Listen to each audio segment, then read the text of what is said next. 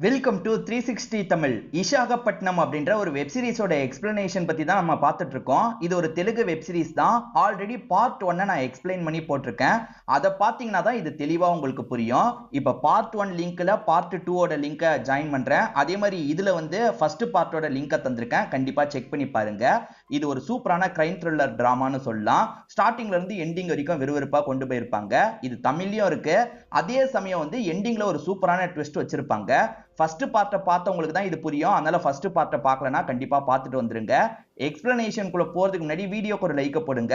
இந்த எக்ஸ்பிளனேஷன் பிடிச்சிருந்ததுன்னா ஐ பண்ற ஆப்ஷனை கிளிக் பண்ணி சப்போர்ட் பண்ணுங்க. மேற்கொண்டு பேசி டைம் வேஸ்ட் பண்ணாம நம்ம நேரடியா எக்ஸ்பிளனேஷனுக்குள்ள போயிடலாம். போன் கால் வந்து நாயுடு வேகமா கிளம்புன மாதிரி காமிச்சிருப்பாங்க. என்ன ஆயிருக்குன்னு பாத்தீங்கன்னா, இந்த பொண்ணு வந்து மாப்பிளைய சாவடிச்சிருக்காங்க. அதாவது ஆதித்யான்னு ஒருத்தரை கல்யாணம் பண்ணாங்கல்ல, அவரை சாவடிச்சிருக்காங்க. என்ன பண்ணி வச்சிருக்க அப்படின்ற மாதிரி அப்பா பயங்கரமா கோவப்பட்டு பொண்ணை திட்ட ஆரம்பிக்கிறாரு. உனக்கு ஒரு விஷயம் பிடிக்கலன்னா உடனே அழிச்சிடறல்ல, நானும் உன் பொண்ணு தானே, நான் அழிக்க மாட்டேனா அப்படின்ற மாதிரி இவங்க கோவமா பேசுறாங்க. இங்கதான் பிளாஷ்பேக்ல நடந்த விஷயத்தை காட்டுறாங்க. அது என்னன்னா, ஒய்ஃப் இவர் தப்பான விஷயம் பண்றதுனால எதிர்ப்பு தெரிவிச்சுக்கிட்டே இருக்காங்கல்ல, ஒரு ஸ்டேஜ்ல வீட்டோட ஒய்ஃபை எரிச்சிடுறாரு. இத பாக்குற இவங்களும் பாட்டியும் பயங்கரமா ஃபீல் பண்றாங்க. அத பத்திலாம் இவர் கொஞ்சம் கூட கவலைப்பட்டிருக்க மாட்டாரு. இப்ப பிரசன்ட்ல அதை மீன் பண்ணி தான் சொல்லிட்டு இருக்காங்க போல. இப்ப ஆதித்யா இறந்து போயிட்டாருன்ற மாதிரி எல்லா இடத்தையும் போஸ்டர்லாம் அடிச்சு ஒட்டிட்டு இருக்காங்க. பந்த்ன்ற மாதிரி ரவுடிங்க இருக்காங்கல்ல, எல்லா இடத்துலயும் பிரச்சனை எல்லாம் பண்ணிட்டு இருக்காங்க. அப்பன்னு பார்த்து இந்த பெத்தண்ணாவோட தம்பிக்கு ட்ரீட்மெண்ட்டுக்காக கூட்டு போயிட்டு இருக்காங்க. இப்ப ரவுடிங்க அவங்க கிட்டயும் பிரச்சனை பண்றாங்க. அப்பன்னு பார்த்து சிஐ வர்மா இந்த இடத்துக்கு வந்துடுறாரு. என்னடா பிரச்சனை பண்ணிட்டு இருக்கீங்கன்னு கோவப்படுறாரு. இதை தாண்டி என்ன விஷயம்னு இந்த ஃபேமிலி கிட்ட கேட்கும் போது இவங்களுமே விஷயத்த சொல்றாங்க. சரி கிளம்புங்கன்ற மாதிரி அனுப்பி விடுறாரு. இந்த கொலையை பண்ணது பாரதி தானே, ஆனா கொலையை பண்ணது நான் தான்ற மாதிரி சூரியன்றவன் சரண்டர் ஆயிருப்பான். இவருமே பொய் சொல்லாத, வேற யாரோ பண்ணிருக்காங்க, நீ அவங்களுக்காக பழியை ஏத்து தானே வந்திருக்க, பாரதி தானே இந்த விஷயத்த பண்ணான்ற மாதிரிலாம் கேட்கிறாரு. இல்ல இல்ல நான் தான் பண்ணன்ற மாதிரி இவனுமே தெனாவட்டா படுக்கிறான். இப்பதான் நடந்த விஷயத்த நமக்கு காட்டுறாங்க. ஆக்சுவலா பொண்ணு இப்படி பண்ணிட்டாங்கன்னு அப்பா பயங்கரமா கோவப்பட்டு இருக்காரு பாத்தீங்களா. ஒரு ஸ்டேஜ்ல பாரதியை அடிக்கிறதுக்காக போறாரு. அப்பன்னு பார்த்து இந்த சூரிய இருக்கான் பாத்தீங்களா, இவரோட கையை பிடிக்கிறான். என்ன நம்ம கையை பிடிக்கிறான்ற மாதிரி நாயுடுக்கு கோவம் வருது. இல்ல இல்ல அம்மாக்காக நான் வேணா உள்ள போறேன் அப்படின்ற மாதிரிலாம் சொல்றான். சரி உள்ள போ அப்படின்ற மாதிரி இவருமே சொல்லியிருப்பாரு. ஆக மொத்தத்துல அவங்களுக்கு பதிலா இவர் உள்ள வந்திருக்காருன்றது தெரியுது. இந்த நாயுடு ஏற்கனவே பிசினஸுக்காக டீல் பேசினாரு பாத்தீங்களா, அதாவது தமிழ்நாட்டுல இருக்க ஒரு பகுதிக்கு சரக்கு அனுப்புறதுக்காக டீல் எல்லாம் பேசியிருப்பாரு. ஆதித்யா வச்சு ஈஸியா இந்த விஷயத்த பண்ணலாம் நினைச்சிருப்பாரு. இப்ப பொண்ணு வேற ஆதித்யாவை சாவடிச்சிட்டால, தேவையில்லாம இப்படி பண்ணிட்டாலே அப்படின்ற மாதிரிலாம் புலம்பிட்டு இருக்காரு. சரி விடு நம்ம பாத்துக்கலாம் அப்படின்ற மாதிரி கூடயே இருக்க அந்த கோட்டையான்றவர் சொல்றாரு. இவங்களுமே அதுக்கான ஏற்பாடுலாம் பண்ண ஆரம்பிக்கிறாங்க. எந்த வழியா சரக்கு அனுப்பணும்ன்ற மாதிரிலாம் டிஸ்கஸ் பண்ணிட்டு இருக்காங்க. பாரதியை பொறுத்த வரைக்கும் சாரங்கபாணின்னு ஒருத்தரோட என்ஜிஓக்கு ஹெல்ப் பண்ணிட்டு இருக்காங்க பாத்தீங்களா, அந்த என்ஜிஓ இடத்துல ஒரு கேஸ் போயிட்டு இருக்கும். அந்த கேஸை பத்தி சேகரை விசாரிக்க சொல்லியிருப்பாங்க. ஈஸியா கேஸை சால்வ் பண்ணிடலான்ற மாதிரி சேகர் சொல்றாரு. இல்ல இல்ல இந்த கேஸ் சீக்கிரமா முடியக்கூடாது, வேணும்ட்டே அதை இழுக்கணும்ன்ற மாதிரி சொல்றாங்க. ஏன்னு கேட்கும் போது அந்த என்ஜிஓ என் கண்ட்ரோலுக்கு வரணும், அதுக்காக தான் நான் இவ்வளவு பிளான் போட்டுட்டு இருக்கேன், அவருக்கு ஹெல்ப் பண்ற மாதிரிலாம் நான் பண்றதுக்கு ஒரு காரணம் இருக்குன்ற மாதிரி சொல்றாங்க. இது காரணம் இருக்கான்ற மாதிரி சேகரும் ஆச்சரியப்படுறாரு. இப்ப சிஐ வர்மா சீனியரை பாக்குறதுக்காக வந்திருக்காரு. அதாவது ஆதித்யாவோட சாவுக்கு பாரதி தான் காரணமா இருக்க வாய்ப்பு இருக்கு, ஆனா சூரி சரண்டர் ஆயிருக்கான், நாயுடு தான் இதுக்கு காரணம் போல, விசாரிக்க விடுங்கன்ற மாதிரிலாம் கேட்கறாரு. ஆனா இந்த சீனியரே நாயுடு கிட்ட காசு வாங்குறவரா இருப்பாரு. நீ எதுக்கியா தேவையில்லாம இந்த கேஸை நோண்டிட்டு இருக்க, கேஸ் முடிஞ்சிருச்சுல, நீ மத்த வேலையை பாரு அப்படின்ற மாதிரி இங்க இருந்து அனுப்பி விடுறாரு. அப்படியே கட் பண்ணி இப்ப சூரி ஜெயில இருக்கிறத நமக்கு காட்டுறாங்க. சாப்பிடலாம் நினைக்கும் போது இந்த இடத்துக்கு போத்தான்ற நபர் வராரு. இவர் ஏற்கனவே ஜெயிலுக்கு வந்த மாதிரி காமிச்சாங்கல்ல, இவர் நைஸா பேசி சூரிய இவரோட பக்கம் கொண்டு வந்துடலாம் நினைக்கிறாரு. ஆக்சுவலா இந்த சூரி பாரதிய லவ் பண்றது இவருக்கு தெரியும் போல. கண்டிப்பா நாயுடு ஏத்துக்க மாட்டாரு, நாயுடுவை எதிர்த்து சண்டை போடுற மாதிரி தான் இருக்கும், ஏன் கூட வந்துருன்ற மாதிரிலாம் சொல்றாரு. ஒன்னாலாம் நாயுடுவை எதுவுமே பண்ண முடியாது, கிளம்புன்ற மாதிரி இவனுமே கோவப்பட்டு இருக்கான். கண்டிப்பா என்கிட்ட ஒரு நாள் வருவன்ற மாதிரி இவரும் சொல்றாரு. இப்ப பாரதி இருக்காங்கல்ல, சாரங்கபாணி கிட்ட பேசுறதுக்காக வந்திருக்காங்க. ஆக்சுவலா இந்த இடத்துல ஒரு பிரச்சனை போயிட்டு இருக்குல்ல, இந்த இடத்துல நானுமே பார்ட்னரா சேர்ந்துடுறேன், இந்த இடத்துக்கு என் அம்மாவோட பேரை வச்சிடலாம், சோ லீகலா இதுக்கப்புறம் எந்த ஒரு பிரச்சனையும் வராது, நான் உள்ள வந்தாலே எல்லாருமே பயப்படுவாங்க, கேஸை வாபஸ் வாங்கிடுவாங்க, என்ன சொல்றீங்க அப்படின்ற மாதிரிலாம் கேக்குறாங்க. அவருக்கு இதுல பெருசா விருப்பம் இல்ல போல, தயங்கிக்கிட்டே இருக்காரு. இல்ல இல்ல நான் முடிவு பண்ணிட்டேன், நம்ம 2 பேரும் சேர்ந்தே பண்ணலான்ற மாதிரி சொல்றாங்க. ஒரு ஸ்டேஜ்ல வேற வழி இல்லாம அவருமே ஏத்துக்கிறாரு. என்ன இந்த மேடம் ஹெல்ப் பண்ற மாதிரி ஹெல்ப் பண்ணாங்க, இப்ப நம்மளோட இடத்தையே கண்ட்ரோலுக்கு எடுக்க பாக்குறாங்களே அப்படின்ற மாதிரிலாம் அவருமே யோசிக்கிறாரு. ஆனா இவங்களை எதிர்த்து எதுவுமே அவரால் பேச முடியல. இப்ப கோட்டையா இருக்கார்ல, சூரிய பார்த்து பேசுறதுக்காக வந்திருக்காரு. நீ நாயுடுக்காக இந்த விஷயத்த பண்ண மாதிரி இல்ல, பாரதிக்காக இந்த விஷயம் பண்ண மாதிரி இருக்கு, பாரதிக்காக நாயுடுவோட கையை பிடிக்க போனல, அதை வச்சுதான் முடிவுக்கு வந்தேன், நான் நினைக்கிறது உண்மையான்ற மாதிரி கேட்கிறாரு. ஆமா நானும் பாரதியும் லவ் பண்றோம் அப்படின்ற மாதிரி இவருமே சொல்றாரு. இதை வேற யாராவது சொல்லியிருந்தா நான் கொலை பண்ணியிருப்பேன். ஆனா உன்னை எனக்குமே பிடிக்கும். உன் விஷயம் சம்பந்தமா நாயுடு கிட்ட பொறுமையா பேசுறேன். நீ கவலைப்படாம இருன்ற மாதிரி சொல்றாரு. இவர் இப்படி சொல்றதை கேட்டு சூரியம் சந்தோஷப்படுறாரு. இப்ப கோட்டையா இருக்காரு பாத்தீங்களா, இந்த விஷயத்த பத்தி நாயுடு கிட்ட சொல்றாரு. இவ்வளவு நாள் இது தெரியாம எப்படி போச்சு அப்படின்ற மாதிரி நாயுடு கோவப்படுறாரு. இதுக்கப்புறம் என்ன பண்ணோன்றது உங்களுக்கு தெரியும்ல, அந்த விஷயத்த பண்ணிருங்கன்ற மாதிரிலாம் கோட்டையா கிட்ட சொல்லிட்டு இருக்காரு. ஆதித்யா இறந்து போயிட்டாரு பாத்தீங்களா, அவருக்கான காரியம்லாம் நடந்துட்டு இருக்கு. அதனால போலீஸுங்களாம் இந்த இடத்துக்கு வந்திருக்காங்க. இந்த சிஐ வர்மா எப்படியாவது மேற்கொண்டு கேஸ கொண்டு போய் இவங்களை மாட்ட வைக்கணும்னு நினைக்கிறாரு. ஆனா அது எதுவுமே வேலைக்கு ஆகல. அதே மாதிரி சாரங்கபாணி இடத்துல ஆளுங்க வந்து பிரச்சனை பண்றாங்க. யாரு பிரச்சனை பண்றாங்கன்னா, சூரியோட தம்பி ராஜுன்னு ஒருத்தர் இருப்பார்ல, அவர் தான் ஆளுங்களை வச்சு பிரச்சனை எல்லாம் பண்ணிட்டு இருக்காரு. இந்த பிரச்சனையை பத்தி பாரதிக்கு தெரிய வருது. கண்ட்ரோல் பண்ணு அப்படின்ற மாதிரி சேகரை இங்க இருந்து அனுப்பிலாம் விட்டுட்டு இருக்காங்க. சிஐ இங்க வந்து கொஞ்சம் பிரச்சனை பண்றாருல, ஆனா இங்க இருக்கவங்க உங்ககிட்ட என்ன எவிடன்ஸ் இருக்கு, தேவையில்லாம பிரச்சனை பண்ணாம போன்ற மாதிரி வார்னிங் எல்லாம் கொடுக்குறாங்க. இவங்களை எதிர்த்து சிஐயால எதுவுமே பண்ண முடியல.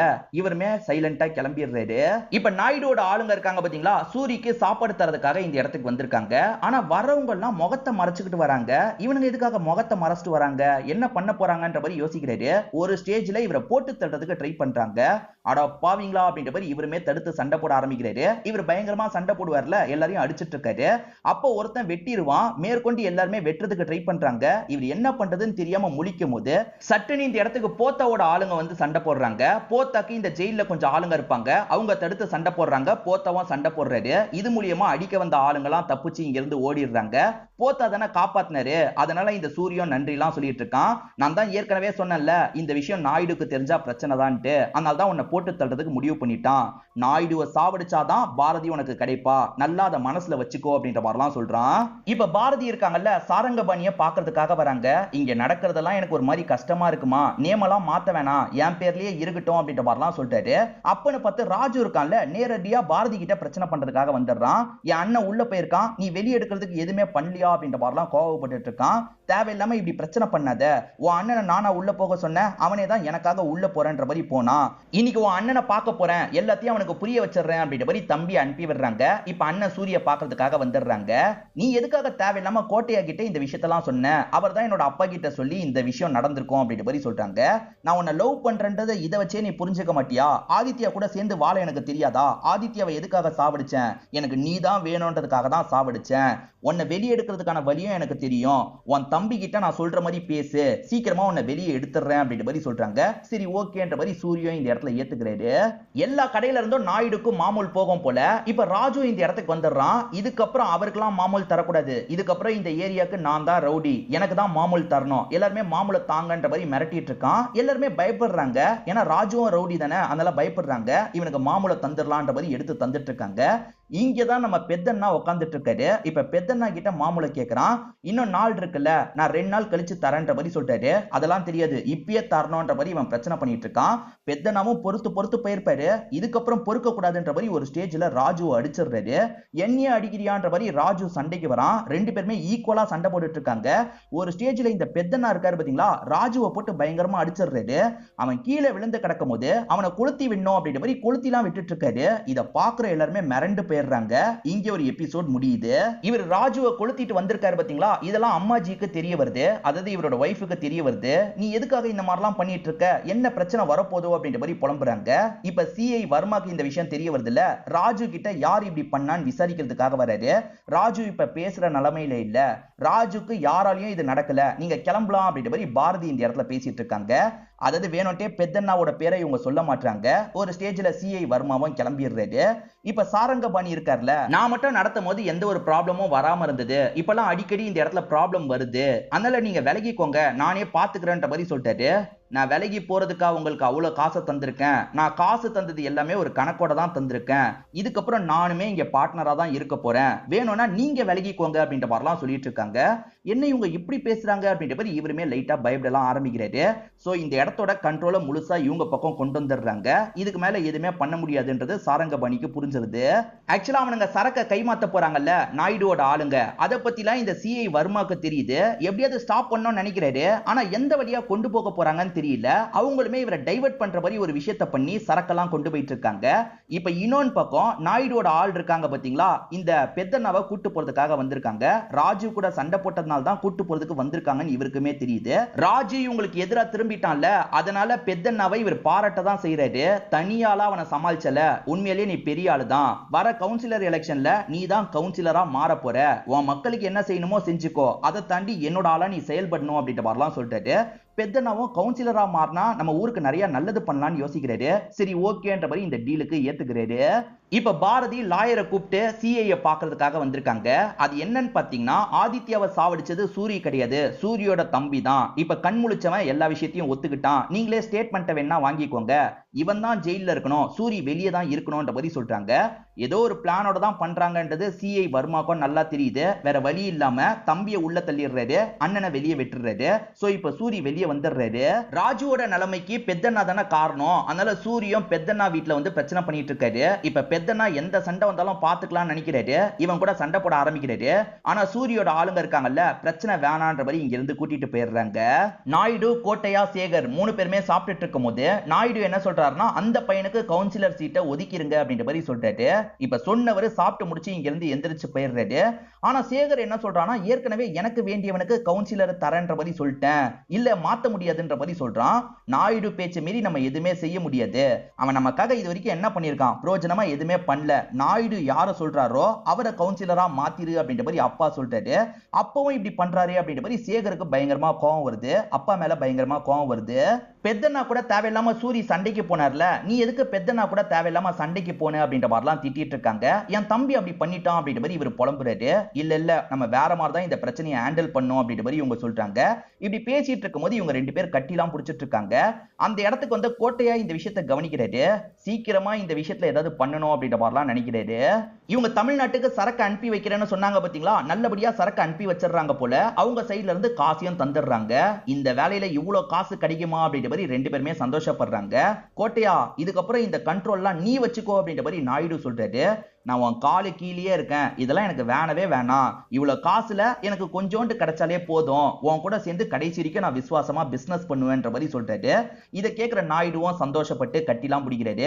இன்னைக்கு நைட்டு இங்கேயே படு, காலையில வீட்டுக்கு போய்க்கலான்ற மாதிரி சொல்றாரு. இப்ப இவர் படுக்கிறதுக்காக நடந்து வந்துட்டு இருக்கும் போது பாரதியை பாக்குறாரு. பாரதி, நீ பண்ணிட்டு இருக்கிறதுலாம் எனக்கு தெரியும், இது உன் அப்பனுக்கு தெரிஞ்சது பெரிய பிரச்சனை ஆயிடும். நீயா நானான்னு வந்தா என் பக்கம் தான் உன்னோட அப்பன் நிப்பான், ஒன்னையே சாவடிக்க கூட தயங்க மாட்டான். அதை மனசுல வச்சு நடந்துக்கோ அப்படின்ற மாதிரி உங்களுக்கு வார்னிங்க கொடுத்துட்டு போறாரு. அதாவது சூரிய பின்னாடி சுத்துறாங்கல்ல, அதனால ஒரு வார்னிங்க கொடுத்துட்டு படுக்கிறதுக்காக போறாரு. பாரதியும் என்ன பண்றது அப்படின்ற மாதிரி கொஞ்சம் பதட்டப்பட்டு இருக்காங்க. இவர் படுத்து தூங்கிட்டு இருக்கும் போது யாரோ அந்த இடத்துக்கு வந்து தலகாணியை யூஸ் பண்ணி இவரோட கழுத்தை நெரிச்சிட்டு இருக்காங்க.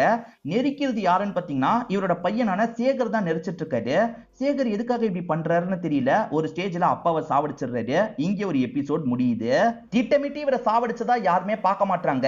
இவருக்கு வயசாயிருச்சுல, அதனால தான் செத்து போயிட்டாரு அப்படின்ற மாதிரி எல்லாருமே யோசிச்சுட்டு இருக்காங்க. ஆனா கொலை பண்ண சேகர் இருக்காரு பாத்தீங்களா, எதிர இருக்க பாரதிய வித்தியாசமா பாக்குறாரு. இங்க ஒரு விஷயத்தை நமக்கு காட்ட ஆரம்பிக்கிறாங்க.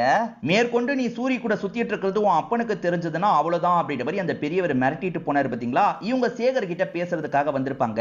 ஆக்சுவலா சேகர் கிட்ட இவங்க சேகரை லவ் பண்ற மாதிரிலாம் நடிச்சிட்டு இருக்காங்க. உன் அப்பா இதுக்கப்புறம் உயிரோட இருக்கிறது உனக்கும் எனக்கும் பிரச்சனை, தீர்த்து கட்டிரு அப்படின்ற மாதிரி சொல்லியிருப்பாங்க. இவங்க லவ் பண்ற மாதிரி நடிக்கிறாங்கல்ல, அதனால சேகருமே அப்பா கதையை முடிச்சிருப்பாரு. இதான் நடந்தது அப்படின்ற மாதிரி நம்மளுக்கு பிரசன்ட்ல புரிய வைக்கிறாங்க. பெத்தண்ணா சண்டை போட்டுக்கிட்டே இருக்கிறதுனால ஒய்ஃப் கோச்சுக்கிட்டு போயிருப்பாங்க. இப்ப ஒய்ஃபை கூட்டு போறதுக்காக இவருமே மாமியார் வீட்டுக்கு வந்திருக்காரு. ஆக்சுவலா இவருக்கு கவுன்சிலர் சீட்டு கிடைக்க போகுது பாத்தீங்களா, அதை பத்தி ஒய்ஃப் கிட்ட சொல்றாரு. இதுக்கப்புறம் தேவையில்லாத பிரச்சனைக்கெல்லாம் போக மாட்டேன், கவுன்சிலரா மாறிட்டேனா எல்லாருக்குமே வேண்டியதை பண்ணுவேன், ஒன்னையும் நல்லபடியா பார்த்துப்பேன் அப்படின்ற மாதிரிலாம் சொல்றாரு. சரி ஓகே, ஹஸ்பண்ட் கூட கிளம்பலாம் அப்படின்ற மாதிரி இவங்களுமே இங்க இருந்து கிளம்ப ஆரம்பிக்கிறாங்க. இப்ப நாயுடு இருக்காருல, சேகர் கிட்ட பேசுறதுக்காக வராரு. உன் அப்பா எனக்கு விசுவாசமா வேலை பார்த்தாரு, அதனால தான் உன் அப்பாவை நான் நல்ல நிலைமைக்கு கொண்டு வந்தேன், உன்னையும் நான் நல்ல நிலைமைக்கு கொண்டு வரேன், உன்னை எம்எல்ஏவா மாத்துறேன், நீயும் எனக்கு விசுவாசமா இருப்பியா, கடைசி வரைக்கும் விசுவாசமா இருப்பியான்ற மாதிரி கேட்கறாரு. கண்டிப்பா இருப்பன்ற மாதிரி இவன் சட்டுன்னு காலில் விழுந்துடுறான். இது எல்லாத்தையும் பாரதி கொஞ்சம் தள்ளி இருந்து பார்த்துட்டு இருக்காங்கல்ல, இவன் என்ன சட்டுன்னு காலில் விழுந்துட்டான் அப்படின்ற மாதிரிலாம் யோசிச்சுட்டு இருக்காங்க. இப்ப அப்பாவுக்கு செய்ய வேண்டிய எல்லா விஷயத்தையும் சேகர் செய்யறாரு. பாரதியும் பக்கத்துல வந்து பேச ஆரம்பிக்கிறாங்க. என் அப்பா சொல்றதெல்லாம் முழுசா நம்பாத, இப்படிதான் சொல்லுவாரு, ஆனா உன்னை டம்மியா தான் வச்சிருப்பாரு அப்படின்ற மாதிரிலாம் சொல்றாங்க. இல்ல என்ன எம்எல்ஏவா மாத்திரன்னு சொல்றாரு. அடுத்த ஸ்டெப் நான் வளரணும்னா உன் கூட இருக்கிறத விட உன் அப்பா கூட இருக்கிறது தான் சரியா இருக்கும், உன் அப்பாவுக்கு தான் நான் விசுவாசமா இருக்க போறேன்ற மாதிரி சொல்றான். என்ன இவன் சட்டுன்னு பேக் அடிச்சிட்டான்ற மாதிரி பாரதி கடுப்பாவுறாங்க. உன் அப்பாவை வேணா நான் போட்டு தள்ளிடவா அப்படின்ற மாதிரி சூரி கேக்குறான். அது அவ்வளவு சுலபம் இல்ல, வேற சில விஷயங்களை பண்ணணும் அப்படின்ற மாதிரி இவங்க சொல்றாங்க. அது என்னன்னு பாத்தீங்கன்னா, இவங்க சின்ன பொண்ணா இருக்கும் போதே அப்பாவுக்கு சோத்துல விஷத்தை வச்சிடலான்ற மாதிரி விஷத்தெல்லாம் வச்சிட்டு இருந்திருப்பாங்க. அப்ப பாட்டி வந்து தடுக்கிறாங்க. இதை எனக்கு பண்ண தெரியாதா, இப்படி பண்ணன்னு வச்சுக்கோ உன் அப்பாவோட எதிரிங்கெல்லாம் உன் எதிரியா மாறிடுவாங்க, அதுக்கப்புறமும் உனக்கு நிறைய பிரச்சனைலாம் வரும், நம்ம ஒரு விஷயம் பண்ண போறோம்னா சாதுரியமா தான் பண்ணணும் அப்படின்ற மாதிரி பாட்டி சொல்லி தந்திருப்பாங்க. அந்த விஷயத்தெல்லாம் இவங்க சூரி கிட்ட சொல்றாங்க. நான் சில விஷயங்களை சொல்றேன், நீ அந்த மாதிரி பண்ணா போதும்ன்ற மாதிரி சூரி கிட்ட சொல்றாங்க. சூரியம் சரின்ற மாதிரிலாம் ஏத்துக்கிறாரு. ஆக்சுவலா நாயுடுவோட சரக்கை இடம் மாத்திட்டு இருக்காங்கல்ல, அதாவது தமிழ்நாட்டு பக்கம் அனுப்புறாங்கல்ல, லாரி மூலியமா தான் அனுப்புவாங்க. எம்எல்ஏ தரப்புல தான் அந்த லாரியோட கண்ட்ரோல் எல்லாமே இருக்கும். இப்ப இந்த சூரி எம்எல்ஏவை பாக்குறதுக்காக வரான். இந்த லாரியை சேஃபா கொண்டு போறதுக்கு நான் உதவி செய்யறேன், எனக்கு கமிஷன் மாதிரி தான்ற மாதிரி சொல்றான். எது கமிஷன் தரணுமா, நீயே எடுபடி, உனக்கு நான் எதுக்குடா கமிஷன் தரணும், தர முடியாதுன்ற மாதிரிலாம் இவர் சொல்றாரு. நீ தரலன்னு வச்சுக்கோயேன் சரக்கு சரியா போகாது, நான் பிரச்சனை கொடுத்துக்கிட்டே இருப்பேன்ற மாதிரி சொல்றான். முடிஞ்சதை பாத்துக்கோன்ற மாதிரி எம்எல்ஏவா அனுப்பி விடுறது. உன்னை கவனிச்சுக்கிறேன்ற மாதிரி இவனும் முறைச்சு பார்த்துக்கிட்டே இங்க இருந்து கிளம்புறான். ஆக்சுவலா கவுன்சிலர் சீட்டை பத்தி சொல்ல போறாங்க போல, அதுக்காக பெத்தனா என்ன பண்றாருன்னா ஒய்ஃபையும் தம்பியும் அந்த இடத்துக்கு கூட்டு வந்துடுறாரு. இப்ப ஒவ்வொரு பேரா சொல்லிட்டு இருக்காங்க. அப்படி சொல்லிட்டு இருக்கும் போது இவரோட பேரை சொல்ல மாட்டாங்க. நம்மளுக்கு வாக்கு தந்தாரே, நம்ம பேரை எதுக்காக சொல்ல அப்படின்ற மாதிரி இவர் யோசிச்சுட்டு இருக்காரு. ஏற்கனவே கவுன்சிலர் ஆக்க போறேன்னு ஒருத்தரோட பேரை சொன்னாங்கல்ல, அவரோட பேரையே தான் திரும்பி சொல்லியிருக்காங்க. இப்ப அவருமே ஒன்னாலாம் கவுன்சிலர் ஆக முடியாதுரா அப்படின்ற மாதிரி நக்கல் பண்ணிட்டு போறாரு. இப்ப ஒய்ஃபும் தம்பியும் இந்த இடத்துல ஃபீல் பண்றாங்க. இவருக்குமே ரொம்ப கஷ்டமா போயிருது. இவருமே சரக்கு அடிக்கிறதுக்காக பாருக்கு வந்து சரக்கெல்லாம் அடிச்சிட்டு இருக்காரு. அந்த நாயுடு பெரிய இவன் மாதிரி வாக்கு கொடுத்துட்டு போனா, ஆனா நம்மளை ஏமாத்திட்டானே அப்படின்ற மாதிரி நாயுடு மேலதான் இவருக்கு பயங்கரமா கோவம் வருது. இவருமே நைட்டு நேரம் நாயுடு வீட்டுல வந்து பிரச்சனை பண்ணிட்டு இருக்காரு. ஆனா இந்த வேலையை பண்ணது சேகர் தானே, சேகர் அவருக்கு வேண்டியவர் வரணும்ன்றதுக்காக அவரை செலக்ட் பண்ணிருப்பாரு. இங்க எதுக்காக பிரச்சனை பண்ணிட்டு இருக்க, போ போன்ற மாதிரிலாம் தள்ளி விடுறாரு. பெத்தன்னாக்க சேகர் தான் இதை பண்ணான்றது தெரிய மாட்டேங்குது. நாயுடு தான் இதுக்கு பின்னாடி இருக்காரு போலன்ற மாதிரி நாயுடுவை பயங்கரமா திட்டுற மாதிரிலாம் பேசிட்டு இருக்காரு. உன்னை விட மாட்டேன்டா அப்படின்ற மாதிரிலாம் பேசிட்டு இருக்காரு. இது எல்லாத்தையும் வீட்டுக்குள்ள இருந்து பாரதி கவனிச்சிட்டு இருக்காங்க. இவர் நாயுடு வீட்டுல பிரச்சனை பண்ணாரு பாத்தீங்களா, அதனால இவர் வீட்டை எரிக்கிறதுக்கான ஏற்பாடை பண்ணிடுறாங்க போல. ஆக்சுவலா உள்ள அம்மாஜி மாட்டிக்கிறாங்க. வெளிய இருந்து இந்த சின்ன பையன் ஹெல்ப் பண்ணலாம் அப்படின்ற மாதிரி ட்ரை பண்ணிட்டு இருக்கான். அப்ப இந்த சின்ன பையன் மண்டையிலேயே யாரோ அடிச்சிடுறாங்க. அம்மாஜி கஷ்டப்பட்டு எரிஞ்சிட்டு இருக்க வீட்டுக்குள்ள இருந்து வெளியே வந்துடுறாங்க.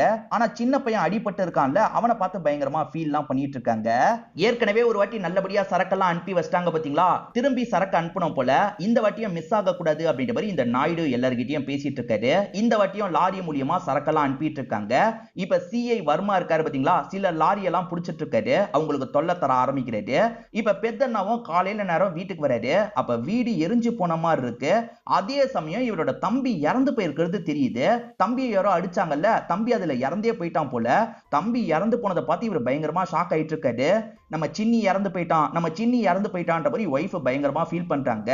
இது எல்லாத்துக்கும் காரணம் நீ பண்ண பிரச்சனை தான், நீ ஆரம்பிச்சதை நீயே முடி, நம்ம சின்னியை யாரு சாவடிச்சதுனாலும் சரி அவங்கள விடாத, அவங்க கதையை முடிச்சுட்டு வா அப்படின்ற மாதிரிலாம் ஒய்ஃப் சொல்றாங்க. இவருக்குமே பயங்கர கோவம் வருது. அந்த நாயுடு தான் இப்படி பண்ணிருக்கான், அந்த நாயுடுவை விடக்கூடாது அப்படின்ற மாதிரிலாம் யோசிக்க ஆரம்பிக்கிறாரு. இப்ப நிறைய லாரி மாட்டிக்குது இல்ல, அதனால பயங்கரமா நாயுடு கோவப்படுறாரு.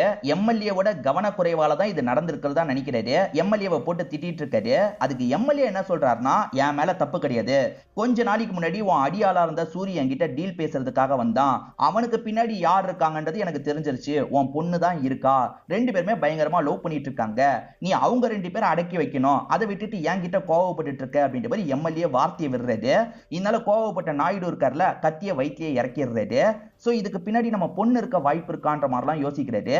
அதே சமயம் இவர் கூடியே இருக்க நபர் இருக்கான்ல, நான் தப்பு பண்ணிட்டேன், உங்களுக்கு துரோகம் பண்ணிட்டேன், என்ன மன்னிச்சிருங்க மன்னிச்சிருங்கன்ற மாதிரி காலில் விழுந்து கெஞ்சிட்டு இருக்கான். எது துரோகம் பண்ணிட்டியா, யாரு சொல்லி அந்த துரோகத்தை பண்ண அப்படின்ற மாதிரிலாம் இவர் கேட்கிறாரு. இவனுமே ஒரு நபரோட பேரை சொல்றான். யாரோட பேரை சொல்றான்றத தெளிவா நமக்கு காட்டல. ஆனா அதை கேட்கிற இவர் பயங்கர கடுப்பாயிடுறாரு. ஒரு திருவிழால வச்சுதானே இந்த நாயுடு சின்னான்ற ஒரு நபரோட கதையை முடிச்சாரு. அதே மாதிரி ஒரு திருவிழா நடந்துட்டு இருக்கு போல. அந்த திருவிழா நடக்கிற இடத்துல சேகரும் ஆளுங்களும் இருக்காங்க. எப்படியும் கொஞ்ச நேரத்துல இந்த இடத்துக்கு நாயுடு வந்துருவாரு அப்படின்ற மாதிரி அவருக்காக வெயிட் பண்ணிட்டு இருக்காங்க. பாரதி இந்த இடத்துல தான் வந்து அந்த தீச்சட்டி தூக்குவாங்க பாத்தீங்களா, அந்த விஷயத்தெல்லாம் பண்ணிட்டு இருக்காங்க. நிறைய ரிச்சுவல்லாம் பண்ணிட்டு இருக்காங்க. இப்ப நாயுடு அங்க போலான்னு நினைக்கும் போது எதிர வந்த பெத்தனா இருக்காருல, சட்டுன்னு கத்திய வயிற்றிலேயே இறக்கிடுறாரு. இவன் எதுக்கு சம்பந்தமே இல்லாம அட்டாக் பண்றான் அப்படின்ற மாதிரி நாயுடுவும் யோசிக்கிறாரு. தடுத்து இந்த இடத்துல சண்டை போடுறாரு. இந்த சைடு திருவிழாவை காட்டுறாங்க, அந்த சைடு அவங்க 2 பேர் சண்டை போடுறத காட்டுறாங்க. 2 பேருமே ஈக்குவலா சண்டை போட்டுட்டு இருக்காங்க. ஒரு ஸ்டேஜ்ல இவர் என்ன பண்றாருன்னா அவனை அடிச்சு விழ வச்சிடுறாரு. அவன் கதையை முடிக்கலான்ற மாதிரி ஆயுதத்தை வச்சு ஓங்கும் போது அவன் வேற ஒரு ஆயுதத்தை வச்சு வயிற்றிலேயே குத்திடுறான். சோ 2 பேருக்குமே பயங்கரமா காயெல்லாம் பட்டிருக்கு. 2 பேருமே காயப்பட்ட மாதிரி இந்த இடத்துல மயங்கிலாம் விழ ஆரம்பிக்கிறாங்க. நாயுடு இன்னும் வரலன்னு செக் பண்ணும் போதுதான் நாயுடு அந்த இடத்துல இறந்து போயிருக்காருன்றது ஆளுங்களுக்கு தெரிய வருது. இப்ப திருவிழால இருக்க ஆளுங்களுக்கு தெரிய வந்ததுனால எல்லாருமே கிளம்புறாங்க. அதே சமயம் தமிழ்நாட்டுக்கு சரக்கு வரணும் பாத்தீங்களா, அது இன்னும் வராம இருக்கு போல. அங்க இருக்கவங்க செம்ம கோவத்துல இருக்காங்க. இப்ப காலையில சமயம் நாயுடுவோட பாடியை கொண்டு போறாங்க. ஆனா இந்த இடத்துல பெத்தண்ணாவோட பாடி இல்ல. ரத்த போக்கெல்லாம் பயங்கரமா ஆயிருக்கு. பெத்தண்ணாவும் இறந்துதான் போயிருப்பான். பாடியை யாரோ தூக்கிட்டு போயிட்டாங்க போல. இதுதான் கிடைச்சதுன்ற மாதிரி பெத்தண்ணாவோட துணியை மட்டும் ஒய்ஃபு கிட்ட தராங்க. ஐயோ ஹஸ்பண்ட் இறந்து போயிட்டாரா அப்படின்ற மாதிரி இவங்களுமே ஃபீல் பண்றாங்க. இப்ப நாயுடு இறந்து போயிட்டாரு பாத்தீங்களா, அதுக்கான ரிச்சுவல் எல்லாத்தையும் இந்த இடத்துல பண்ணிட்டு இருக்காங்க. இப்ப சேகர் தான் பயங்கர சந்தோஷத்துல இருக்கான். ஏன்னா கடைசியா சேகருக்கு தான் ரொம்ப முக்கியத்துவம் தந்திருப்பாரு. இப்ப அவர் இடத்த நம்ம புடிச்சுக்கலான்ற மாதிரி ஆளுங்க எல்லாரையும் இவர் பக்கம் திருப்பி வச்சுக்கிறாரு. ஆளுங்க எல்லாருமே சேகருக்கு சப்போர்ட் பண்ற மாதிரிலாம் பேசிட்டு இருக்காங்க. அப்பன்னு பார்த்து தமிழ்நாட்டை சேர்ந்தவங்க இந்த இடத்துக்கு வந்திருக்காங்க. சரக்கு வரலன்னு கோவப்பட்டாங்க பாத்தீங்களா, ஆனா கடைசி நேரத்துல சரக்கு வந்திருக்கிறது இவங்களுக்கு தெரிய வருது. யார் மூலியமா வந்திருக்குன்றதும் இப்பதான் இவங்களுக்கு தெரிய வருது. ஆக்சுவலா பாரதி தான் கடைசி நேரத்துல பிளான் பண்ணி சரக்கு அனுப்பி வச்சிருக்காங்க போல. இந்த தகவல் தெரிய வந்தோடனே நம்ம பாரதியை தான் இதுக்கப்புறம் டீலிங்க்கு யூஸ் பண்ணோன்ற மாதிரி யோசிக்கிறாங்க. எங்களுக்கு இதுக்கப்புறம் பாரதி தான் வேணும்ன்ற மாதிரி சொல்றாங்க. இப்ப சேகர் சப்போர்ட்டர்ஸ் இருக்காங்கல்ல, இல்ல இல்ல ஒரு ஆணை விட்டுட்டு எப்படி பெண்ணை செலக்ட் பண்ண முடியும், சேகர் தான் கரெக்டா இருப்பாருன்ற மாதிரி சேகருக்கு சப்போர்ட்டிவா பேசிட்டு இருக்காங்க. அப்ப தமிழ்நாட்டுல இருந்து வந்த நபர் இருக்கார்ல, பாரதிக்கு சப்போர்ட் பண்றவங்க எத்தனை பேரு, சேகருக்கு சப்போர்ட் பண்றவங்க எத்தனை பேரு சொல்லுங்கன்ற மாதிரிலாம் இங்க இருக்கவங்க கிட்ட கேக்குறாரு. ஆக்சுவலா இங்க இருக்க லேடிஸ் எல்லாருமே பாரதிக்கு தான் எங்களோட சப்போர்ட், பாரதிக்கு தான் எங்களோட சப்போர்ட்ன்ற மாதிரி சொல்றாங்க. அதே மாதிரி நிறைய ஜென்ஸுமே பாரதிக்கு சப்போர்ட் பண்ணிட்டு இருக்காங்க. ஆக்சுவலா பாரதி இருக்காங்கல்ல, இவ்வளவு நாள் இந்த பிராண்டிங் தான் கிரியேட் பண்ணிருப்பாங்க. அதாவது எல்லாருக்கும் ஹெல்ப் பண்ற மாதிரி இவங்க கிரியேட் பண்ணாங்கல்ல, அது எல்லாமே இந்த ஒரு நாளுக்காக தான் இருக்கும். இதை தாண்டி பாரதி தான் நிறைய விஷயங்களை பண்ணிருப்பாங்க. அதாவது சின்ன பசங்கலாம் வந்து பிளாஸ்ட் ஏற்பட்டு காயப்பட்டாங்க பாத்தீங்களா, அதுக்கு பின்னாடியே இந்த பாரதி தான் இருப்பாங்க. ஊர் மக்களை தூண்டி விட்டு இந்த விஷயத்தை பண்ண வச்சிருப்பாங்க. சோ எல்லா விஷயத்துக்கு பின்னாடியே இந்த பாரதி தான் இருந்திருக்காங்க. பெத்தண்ணாவோட வீட்டை யாரோ எரிச்சாங்க, அதே மாதிரி தம்பி அடிச்சு சாவடிச்சாங்க பாத்தீங்களா, பாரதி சொல்லி அந்த இடத்துல சூரி தான் இந்த விஷயத்தை பண்ணிருப்பாரு. ஆனா பெத்தண்ணா என்ன நினைப்பாரு, கண்டிப்பா நாயுடு தான் பண்ணிருப்பாருன்னு நினைப்பாருல. அப்படி நினைக்கணும்ன்றதுக்காக தான் இவங்க பிளான் பண்ணி இப்படி பண்ணிருப்பாங்க. ஏன்னா பெத்தண்ணா நல்லா சண்டை போடுறான், அவனையும் நாயுடுவையும் எதிர எதிர நிக்க வச்சு கதையை முடிக்கணும்னு நினைச்சிருப்பாங்க. பிளான் பண்ணி இவங்க நாயுடுவோட கதையை முடிச்சிருக்காங்க. இப்ப நாயுடுவோட இடத்துக்கும் இவங்க ஸ்ட்ராங்கா வந்து உட்காந்துடுறாங்க. சீரிஸோட ஸ்டார்டிங் சீனே யாரோ எரிஞ்சிட்டு இருக்கும் போது இவங்க பார்த்த மாதிரி காமிச்சிருப்பாங்க. அப்பா எரிஞ்சிட்டு இருக்கிறது தான் இவங்க பார்த்துட்டு இருக்காங்க, சந்தோஷம் தான் படுறாங்க. இன்னொன்று பக்கம் பெத்தண்ணாவோட பாடி கிடைக்கலனாலும் அவர் இறந்து போயிட்டதா இவங்களுமே எல்லா விஷயத்தையும் பண்ணி முடிச்சிடுறாங்க. இப்போ வந்து பாரதியோட லாயர் இருக்கார்ல, பெத்தண்ணாவோட ஒய்ஃபை பார்க்கறதுக்காக வராரு. நீங்க பாரதி கூட வந்து சேர்ந்துக்கணும் அப்படின்ற மாதிரிலாம் கேட்கிறாரு. எதுக்காக திடீர்னு பாரதி அவங்க கூட வந்து என்ன சேர்ந்துக்க சொல்றாங்க அப்படின்ற மாதிரி புரியாத மாதிரி இந்த ஒய்ஃபுமே கேட்டுட்டு இருக்காங்க. இன்னொன்று பக்கம் நமக்கு சிஐ வர்மாவை காட்டுறாங்க. சிஐ வர்மா யாருக்கும் தெரியாம ஒரு இடத்துக்கு வந்துட்டு இருக்காரு. அந்த இடத்துக்குள்ள வந்து பார்த்தா பெத்தண்ணா அந்த இடத்துல உயிரோட உட்காந்துட்டு இருக்காரு. இப்பதான் நமக்கு நடந்த விஷயத்தை காட்டுறாங்க. ஆக்சுவலா 2 பேருக்குமே பயங்கர அடிபட்டிருக்கும். 2 பேருமே சாவுற தருவாயில இருக்கும் போது நாயுடு இறந்து போயிடுவாரு. ஆனா சிஐ வர்மா வரும்போது பெத்தண்ணா உயிரோட இருப்பாரு. இவர் என்ன பண்றாருன்னா பெத்தண்ணாவை காப்பாத்தணும்ன்ற மாதிரி அங்க இருந்து தூக்கிட்டு போய் ட்ரீட்மெண்ட்லாம் தந்திருப்பாரு. இப்ப பெத்தண்ணாவை தேத்திடுறாரு. ஆக்சுவலா இதுக்கு பின்னாடி நாயுடு இருக்கிறதா நினைச்சல, நாயுடு இதுக்கு பின்னாடி இல்ல, அந்த பாரதி தான் இதுக்கு பின்னாடி இருக்கான்ற மாதிரி சொல்றாரு. இது பாரதியா அப்படின்ற மாதிரி இவருமே பயங்கரமா ஷாக் ஆகுறாரு. நம்ம தம்பியோட கை போனதுக்கு உயிர் போனதுக்கு பாரதி தான் காரணமா அப்படின்ற மாதிரி கோவம் வருது. அதே மாதிரி சிஐ வர்மாவை பத்தி இப்பதான் ஒரு விஷயத்தை ரிவீல் பண்றாங்க. இந்த சிஐ வர்மா யாருக்காகவோ தவசத்தை பண்றாரு. யாருக்காக பண்றாருன்னு பாத்தீங்கன்னா சின்னாக்காக பண்றாரு. ஸ்டார்டிங் நாயுடுவால ஒருத்தர் கொல்லப்பட்டார்ல, அவரோட பையனா தான் இந்த சிஐ வர்மா இருப்பாரு. இதனால் தான் அந்த நாயுடுவை பழி வாங்கணும்ன்ற மாதிரி இந்த ஊருக்கு வந்திருப்பாரு. இப்ப நாயுடுவை விட பாரதி ரொம்ப மோசமானவங்கன்னு தெரியுதுல, பாரதியை ஏதாவது பண்ணணும்னு யோசிக்கிறாரு. இப்ப பாரதி ஸ்ட்ராங்கான ஒரு இடத்துல உட்காந்துட்டாங்க. அதாவது அப்பா இருந்த இடத்துல இவங்க உட்காந்துட்டாங்க. இப்ப சேகரோட எனிமிட்டியை இவங்க சம்பாரிச்சிட்டாங்க. அதே சமயம் பெத்தண்ணாவோட எனிமிட்டியை இவங்க சம்பாரிச்சிட்டாங்க. சிஐ வர்மாக்கும் இவங்க மேல கோபம் இருக்கு. சோ இதெல்லாம் பாரதி எப்படி ஃபேஸ் பண்ண போறாங்கன்ற மாதிரி ஒரு கேள்வியோடயே இந்த சீரிஸோட கதையை முடிக்கிறாங்க. சீசன் 1 மாதிரி முடிச்சிடுறாங்க. சீசன் 2 வரதுக்கான வாய்ப்பு கூட இருக்கு போல. இந்த சீரிஸ் கண்டிப்பா உங்க எல்லாருக்குமே பிடிச்சிருக்கும் நம்புறேன்.